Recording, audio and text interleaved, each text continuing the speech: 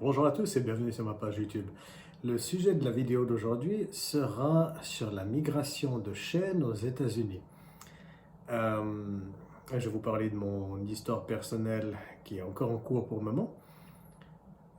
En gros, la migration de chênes, c'était le sujet phare du président Donald Trump depuis qu'il est là en fait, en faisant croire que c'était surtout avec l'Amérique latine, les Mexicains et tout ce qui, tout ce qui vient en dessous, c'était surtout ça son cheval de bataille. On va dire des Asiatiques également, avec des Chinois, etc. Donc en disant que on en prend un aux États-Unis et tout le reste de la famille va suivre dès qu'il devient citoyen. Et en faisant croire aux personnes qui, pas dire qu'ils ne sont pas éduqués, mais les citoyens ici, si tu es né ici, tu n'as pas besoin de t'intéresser au système d'immigration dans ton pays, car tu es déjà ici, donc tu n'as rien à chercher. Donc, quand on entend ton président qui vient de dire, tu vois, on fait venir un, il y a toute la famille, et puis les cousins, les petits frères et tout le reste qui vont débarquer, les grandes tantes, etc., les gens y croient. Les gens pensent que c'est vrai, que c'est si facile, que le mec il arrive et ensuite on distribue les green cards à tort l'arigot. Donc, c'est surtout parler de ça et des possibilités que vous avez en tant que résident permanent ou en tant que citoyen américain de faire venir votre famille dans le pays. Alors, mon histoire, entre guillemets, c'est je suis devenu citoyen en septembre 2019, exact, septembre 2019. Et ensuite, ce que j'ai fait, j'ai commencé la procédure pour ma maman, qui était déjà ici, qui était ici avec un visa d'investissement, et pour changer son statut et lui provider, non, ça n'existe pas, lui donner une green card. Donc, la chose est, en tant que résident permanent, donc si vous avez une green card, vous pouvez faire venir votre femme, vous pouvez faire venir vos enfants, et c'est tout, en fait. Point barre, vous pouvez faire que ça. Dès que vous êtes devenu citoyen, vous pouvez faire venir vos parents, vous pouvez faire venir vos enfants, et vous pouvez faire venir vos frères et sœurs, etc. Mais il n'y a pas de oncle, il n'y a pas de tante, il n'y a pas de tout ça en fait. Donc ça c'est déjà un point. Et ensuite, il ne faut pas oublier que beaucoup de catégories ont des quotas. Et ces quotas, il y a des quotas par année. On va dire, ça va être un nombre totalement bidon vu que je n'ai pas regardé les chiffres. Donc prenez ça avec des pincettes. Mais on va dire que par année, ils autorisent 50 000 green cards pour frères et sœurs. Quand ils ont atteint les 50 000 applications, c'est fini. On n'en pense plus. Donc, toutes les personnes, mais les gens peuvent continuer à mettre des applications et des dossiers, etc., etc. Donc, ça va juste se cumuler sur l'année prochaine. Donc, maintenant, j'aurais dû, c'est débile de ma part de faire une vidéo sans avoir téléchargé les informations avant, j'en suis désolé. Mais le truc, c'est que vous pouvez faire une application, on va dire, pour votre frère, maintenant en 2020. Peut-être l'application va être prise en compte en 2027 ou en 2028, car maintenant ils sont en train de tester des applications qui sont de 2015, de 2016, etc. Donc ça va prendre un temps énorme pour juste faire venir une personne de votre famille. Et les frais, il faudra bien sûr compter à peu près 1750 $ pour ça, plus l'attente et tout ça. Donc, le truc qui est positif, c'est pour vos enfants ou pour vos parents, il n'y a pas de quota sur les demandes. Donc, on peut avoir, on va dire, 200 000 personnes qui font une application pour leurs parents en 2020. Les 200 000 vont être prises une après l'autre et il n'y aura pas de quota où on s'arrête à 50 000 et le reste, on va commencer à réfléchir ça l'année prochaine ou dans 10 ans. Donc ça, c'est quelque chose de bien. Ensuite, le processus a changé en novembre. Ça, c'était assez différent la fin de l'année passée. Car justement, le président Trump a passé, je crois que c'était un ordre exécutif, pour être sûr que les personnes qui reçoivent une green card ne sont pas des charges pour la société américaine. Donc, un nouveau formulaire de plus à remplir. Et la chose, si par exemple, vous étiez aux États-Unis, je ne veux pas dire illégalement, mais avec soit un visa de travail ou n'importe quoi, et à n'importe quel moment, vous avez demandé des aides fédérales ou d'État, comme des food stamps ou quelque chose comme ça. Avant d'être éligible pour une green card, maintenant, vous devez payer tout l'argent que vous avez reçu d'aide par le passé pour pouvoir être éligible pour une green card. C'est assez difficile. Et l'idée avec ça, c'est de stigmatiser les personnes qui sont dans le besoin, car comme je l'ai déjà dit plusieurs fois je vais juste fermer cette fenêtre parce que ça m'a l'air de voir cette photo. De stigmatiser les immigrants qui ont peut-être pas une bonne situation financière en faisant croire qu'ils sont juste là pour se pour se sucrer et voler l'argent du contribuable et prendre tous les bénéfices qui sont à prendre. Comme partout, il y a beaucoup d'abus, j'en suis sûr, mais j'ai de la peine en généralisant tout ça et disant que tous ces charros d'immigrants, ils sont juste là pour prendre tout ce qu'il y a à prendre et rien donner ou rien laisser à la société. Donc, ce formulaire est là. Donc, maintenant, vous devez remplir. Donc, ça se fait en 2 étapes techniquement. Donc, on va faire là, vous faut les faire venir, justement, on va dire, un de vos parents. Donc, vous, en tant que nouveau, premièrement, vous devez être citoyen américain. Vous pouvez recevoir votre passeport aujourd'hui, enfin votre certificat de naturalisation. Le lendemain, vous pouvez faire votre application. Donc, une fois que vous êtes citoyen américain, vous devez faire une pétition pour faire venir la personne. Donc, qu'elle soit à l'étranger ou ici, rien à faire, enfin, on s'en fout. Vous devez faire cette pétition. Donc, vous faites cette pétition, et je crois qu'il y a plusieurs frais, donc je ne suis pas sûr si c'est celle-ci qui est à $1000. Je crois que c'est celle-ci qui est à $1200. L'autre pétition est à $500. Et puis les fingerprints, les empreintes digitales sont à $85, $85. Donc, vous faites cette pétition, vous remplissez que justement cette personne est connectée à vous, vous expliquez tout ce qui est expliqué.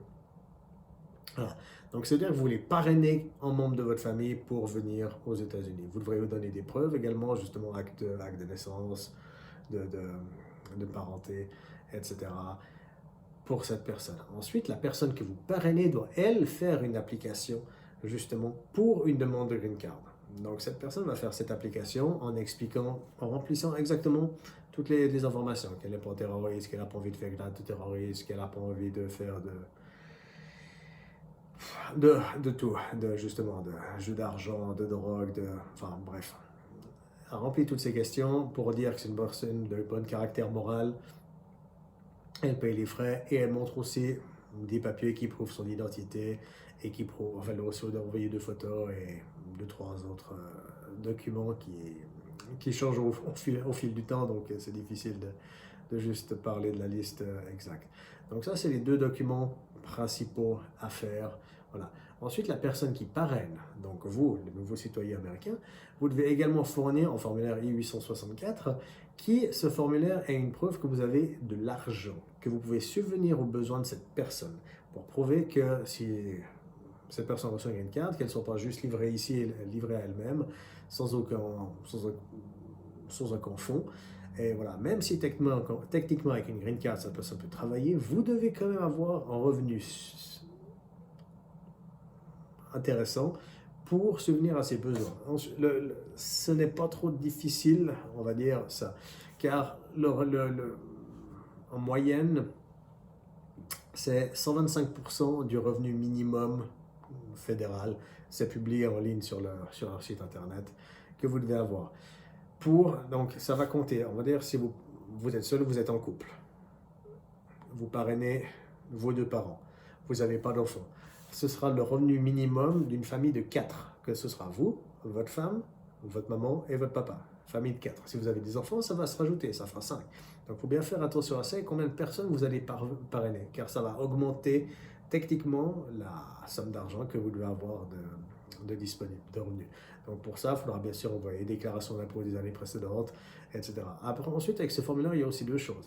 C'est que suivant quand vous faites, enfin n'importe quand vous faites, mais si vous faites si vous envoyez ce document au mois de janvier, vous ne pouvez pas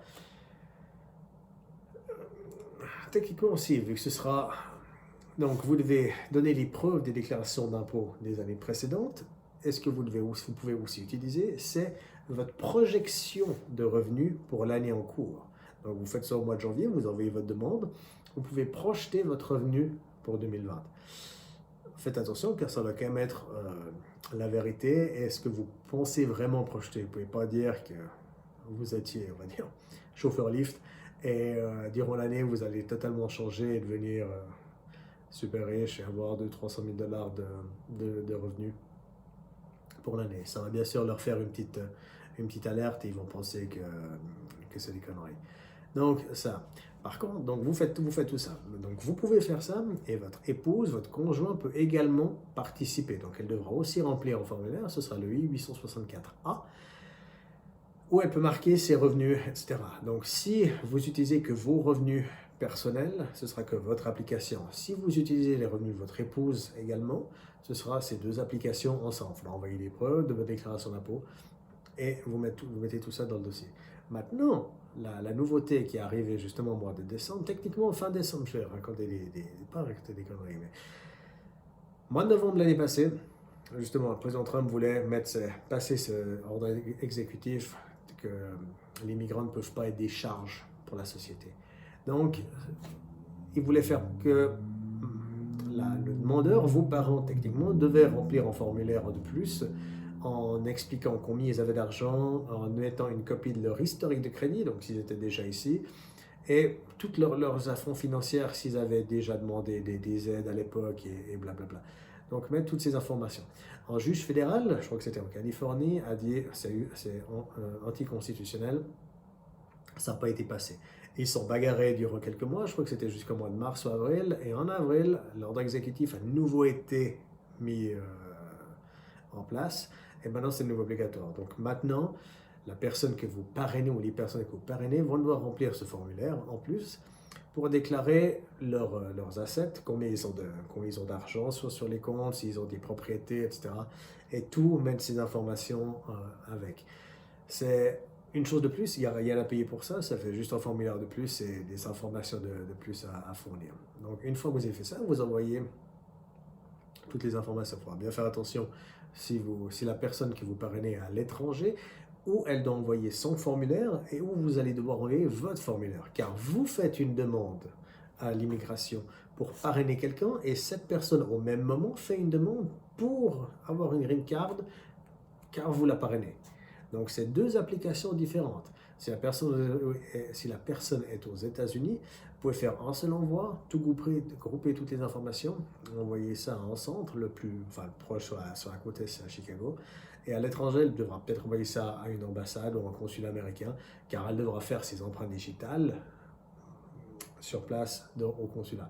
Donc bien faire attention et bien regarder ça. Et donc, quand l'immigration reçoit les informations, il y aura donc deux dossiers qui vont commencer à être traités. Ça ne va pas prendre le même temps, car ce sera deux dossiers différents qui vont avoir la même finalité. Donc, à un moment donné, la personne que vous parrainez va devoir aller faire des empreintes digitales et par la suite, peut-être un deuxième rendez-vous, soit poser des questions en interview, soit peut-être pas d'interview. Et enfin, quand il fait les empreintes digitales, il faut les empreintes et une photo. Et cette photo, techniquement, si tout se passe bien, si vous avez une application en ordre, sera utilisée pour la green card de la personne qu'elle recevra ensuite. Et dès que la personne reçoit la green card, pas à confondre avec le visa de mariage, ce ne sera pas une green card temporaire de 2 ans, ce sera une green card définitive, elle est résidente permanente, elle est bonne pour 10 ans, et on passe à la suite. Et si elle veut pas devenir, elle aura le droit au bout de 5 ans d'être résident permanent. Cette personne pourrait demander la citoyenneté américaine si elle le souhaite ou non. Donc ça en gros, c'est comme ça que ça se passe. Et ça va être la même chose pour vos frangins, vos sœurs et vos frères et sœurs ou d'autres membres de la famille. Pour les enfants, ce sera pareil. Ensuite, je n'ai pas vérifié vu pas d'enfants à ce que je sache, mais vous avez un petit peu l'idée. Donc, si vous voulez faire venir votre frère, votre sœur, ça va prendre un temps énorme. Et regardez sur le site internet Green Card for Sister or Brother Delay, ils vont vous montrer les délais actuels qui vont être sur plusieurs années. Donc juste ça va être assez long. C'est pour ça que quand il parle de migration en chaîne, etc., prenez ça avec beaucoup de pincettes. C'est surtout de la peur. Comme on se rappelle tous l'année passée avec les caravanes de migrants qui arrivaient à la frontière et toute l'Amérique latine qui arrivait en force à la frontière et on mettait ses enfants dans des cages et tout et tout. Du jour au lendemain, on n'en parle plus. Je ne vais pas dire que c'est le COVID-19, vu que ça, c'était arrivé après. Mais c'est ça. On remplit ça dans les news et du jour au lendemain, il n'y a plus rien. Bah, c'est fait, on n'en parle plus. Donc, faites attention à beaucoup de conneries sur l'immigration. Et voilà. Je vous remercie encore d'avoir suivi cette vidéo. Si vous avez des questions, n'hésitez pas à les poser dans les commentaires ci-dessous. Et si vous avez des idées pour d'autres vidéos, des sujets qui vous intéresseraient, partagez-le aussi et je ferai ça avec grand plaisir. Je vous remercie encore et je vous dis à très bientôt. Bye bye.